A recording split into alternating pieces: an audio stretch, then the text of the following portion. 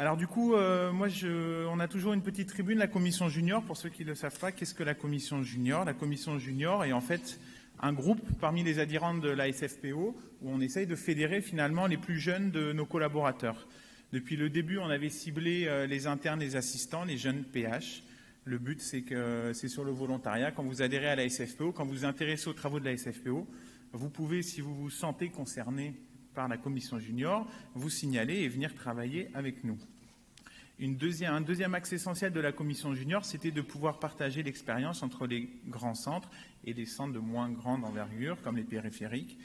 Moi, je suis dans un périphérique et c'est vrai que la commission junior est un moyen d'être en contact finalement avec plein de collègues des grands centres, des centres moins importants. Et ça, c'est vraiment une richesse de la commission junior qu'il faut qu'on garde. Il y a un coordonnateur, pour l'instant c'est moi, mais je n'ai pas vocation à être éternel à la commission junior, étant de moins en moins junior. Donc voilà, ça va tourner dans un avenir proche et c'est très bien. Nous avions ce matin 99 membres. On a fait un petit point d'étape entre midi et 2 entre juniors. Avec de nouvelles recrues, nous avons passé la barre des 100 et j'en suis très fier. J'ai voulu arrondir à 100, mais vous ne me croiriez pas. Donc maintenant, on est à 101, c'est très bien. Pour nous contacter, c'est très facile. On a une page dédiée sur le site internet de la société. On avait commencé à faire cette carte de France au début parce qu'on avait des zones où on était relativement peu représentées. Maintenant, elle est de plus en plus belle, mais à moins d'intérêt parce qu'on a vraiment, comme vous le voyez, une implantation nationale, une très belle représentation entre les CHU, les CLCC et les CH et les privés. Donc, on en est très, très, très heureux. Un petit graphique de l'évolution des membres, juste pour vous faire sourire. Vous voyez qu'à chaque congrès, à chaque journée de Saint-Louis ou à chaque congrès, on a un petit bond dans les jeunes qui se manifestent auprès de nous. Donc, on espère que dans les semaines à venir, ça va continuer. J'ai 2 diapos sur, quand même, vous parler du fond. On n'est pas là que pour se réunir et rigoler ensemble. On a quand même 2 axes. On a fondé les travaux de la commission junior autour de 2 axes. Le premier qui est fédérer et promouvoir ce que j'ai appelé un exercice de la pharmacie oncologique de pointe, parce que ça me semble indispensable, et en réseau. C'est un deuxième point qui me semble indispensable, notamment pour nos collègues dont moi, qui sommes dans des centres plus périphériques. Et le deuxième axe concerne plutôt le renforcement du développement scientifique de la pharmacie oncologique, c'est chez les juniors. Je reste convaincu que pour pouvoir être pertinent auprès de nos patients et auprès de nos collègues oncologues, nous avons besoin d'être hyper compétents en oncologie, ce qui n'est pas toujours le cas chez des internes qui ont fait des choix dans toutes les filières et qui sont finalement se réclament vouloir travailler en oncologie alors qu'ils ont fait qu'un semestre ou 2 en oncologie. Des fois, c'est un peu plus compliqué. Qu'est-ce qu'on a fait autour de ce premier axe de fédérer et promouvoir? On a l'habitude maintenant de faire pas mal de travaux de recherche multicentriques. Dans tous les congrès nationaux ou européens, on a la chance de pouvoir publier des communications affichées, des communications orales également. À la SFPO, une des communications orales concerne un travail qui a été fait en multicentrique grâce à la commission junior et j'en suis très fier. Nous essayons systématiquement de faire participer dans les groupes de travail de la SFPO des juniors. Alors, on n'est pas là pour apporter un point de vue d'expert, on n'en a pas la prétention. Cependant, on souhaite apporter un regard un peu différent, un peu original, parfois un peu plus innovant parmi ces groupes de travail. Et enfin, on a un gros point sur la diffusion d'informations, une mailing list, des comptes Twitter, une page Facebook, etc. Je vous laisserai les découvrir petit à petit. Le deuxième axe, développement scientifique, on a voulu faire un premier travail autour de la bibliographie en publiant ce qu'on appelait des oncopharmactus. Alors, ce n'est pas moi qui m'en occupe, c'est surtout Florian Slimano et maintenant Jérémy Zerbitz, qui travaillent activement pour pouvoir proposer très régulièrement auprès de tous nos juniors une sélection d'articles scientifiques qui sont ouverts à l'écriture d'un résumé. Ça nous permet de faire à peu près de publier un résumé par mois sur le site de la SFPO. Au total, on en est à 43, c'est très bien. Ça permet d'avoir, à mon sens, une sélection pour ceux qui n'ont pas forcément le temps de faire de la bibliographie, d'avoir régulièrement accès aux articles les plus importants de notre métier de pharmacien en oncologie. Et enfin, le dernier point, on a mis en place ce qu'on a appelé des actions de formation ciblées. On a tous fait le constat qu'on est souvent très bien formé d'un point de vue théorique dans notre cursus de pharmacie, dans nos UV, lors de l'internat, lors des DU, lors des congrès. Mais parfois, ce qui nous manque, c'est vraiment le côté pratico-pratique, comment ça se passe dans la réalité. Et on a mis en place des journées de formation pratique junior qui se déroulent dans nos services. On en est déjà à la 2e édition qui a eu lieu il y a quelques semaines. La première édition avait lieu en 2017 autour des consultations pharmaceutiques. On a eu la chance d'être accueillis par Daniel Prévé à Strasbourg. Ce sont des formations qui sont en petits groupes de 8 à 10 juniors pharmaciens et on peut s'intégrer, voir dans la vraie vie comment se déroulent ces activités-là. Il y a quelques semaines, on était en immersion à Saint-Louis, je dis on parce que j'ai eu la chance d'y participer, autour du domaine des carticelles. Et une idée qui n'était pas de moi, mais je l'ai trouvée très bonne, a été de profiter de cette formation pour réaliser un petit film. Et c'est ce que je vais vous proposer maintenant, un petit film qui retrace... J'espère qu'il est court parce que le temps est large. Alors, il est très très long et on a prévu d'être en retard à cause du film, j'en suis désolé. Parce qu'on ne peut pas le couper. Alors, est-ce qu'on peut le passer J'en ai strictement aucune idée. Comment vous voulez qu'on fasse, Président? Parce qu'on est très en retard. Alors, je crois qu'il fait 11 minutes. On les a pas.